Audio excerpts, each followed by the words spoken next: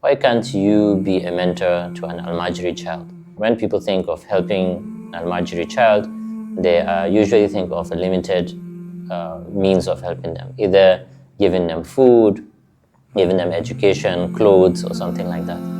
But what about just sitting down to talk to them? Those are things that you can do even without any resource. All you need to do is put in the time and the effort. Guide them, tell them what is right and what is wrong, what you feel they should focus on, how they can grow and become better people as a whole, and be more productive members of that community.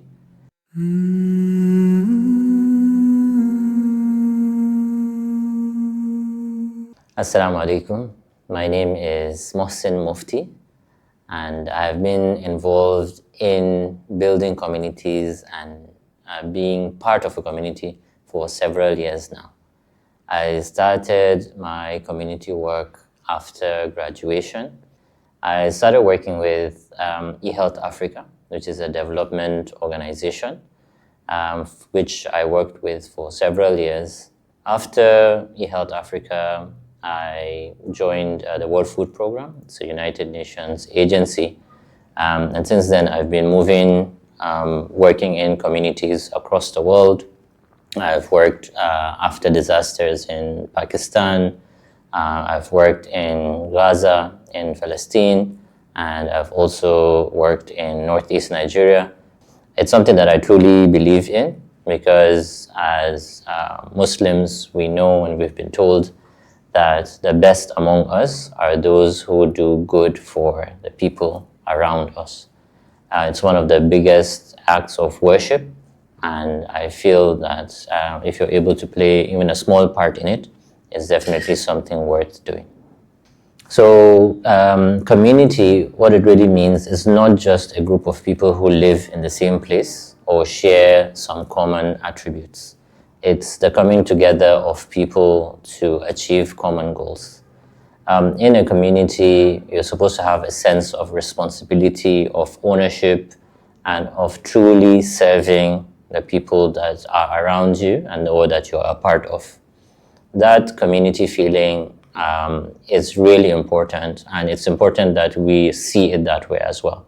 It's not just about you and your immediate family or friends. It's about the larger picture, people who are not directly related or could harm or benefit you. Like the Prophet Muhammad ﷺ said, the believers are like one body. If one part of the body hurts, the rest of the body reacts as well. So a community is supposed to be like one body, where we feel a sense of responsibility towards each other, and whatever actions that we take have an impact on other people is something that we should always keep in mind. Big ideas are great, and everybody likes to think about the next big thing, what they can do, whether that's in the business side of it, innovation, or even for community development. But what really matters is the consistent little actions that you do on a daily basis. Even if you have a lofty goal, it's not going to get accomplished until you break that down into smaller actions and you consistently chip away and make progress towards that goal that you want to achieve. It's the same with community as well.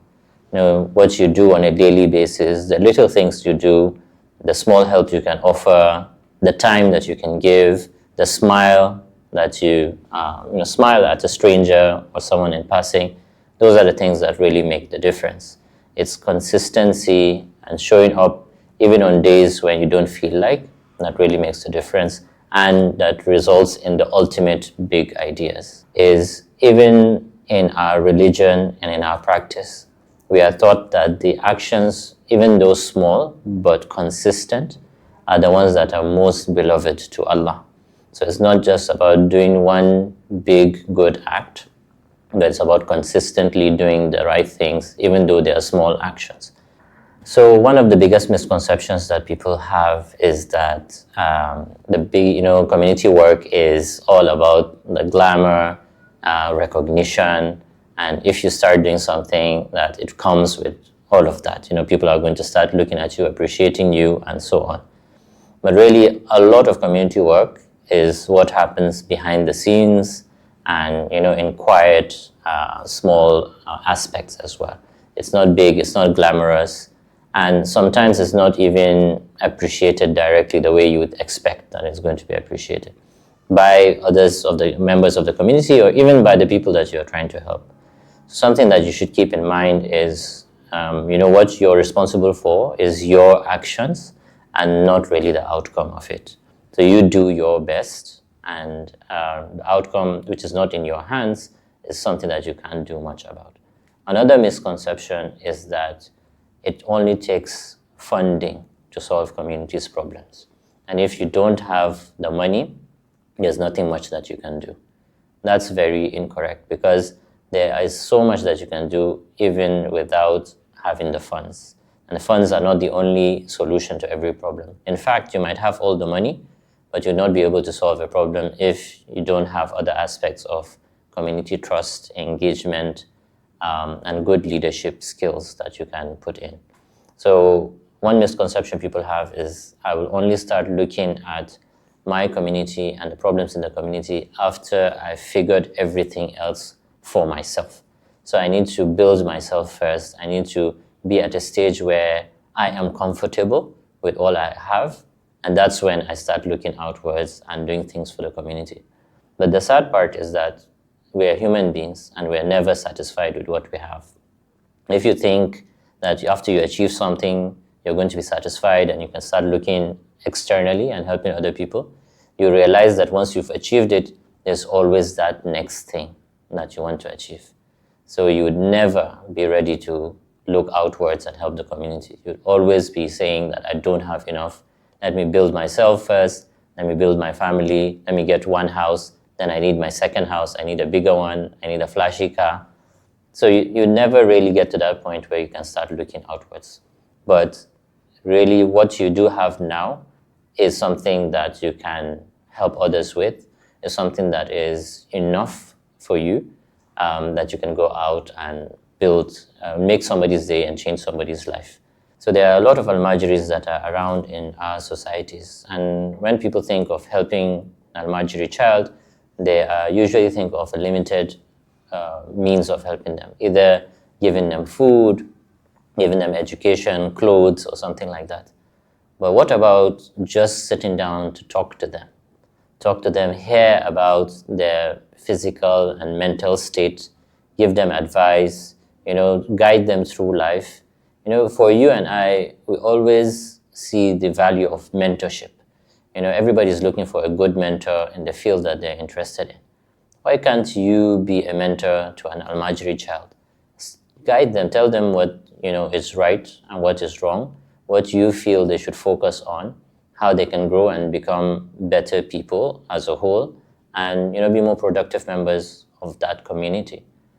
Those are things that you can do even without any resource. All you need to do is put in the time and the effort.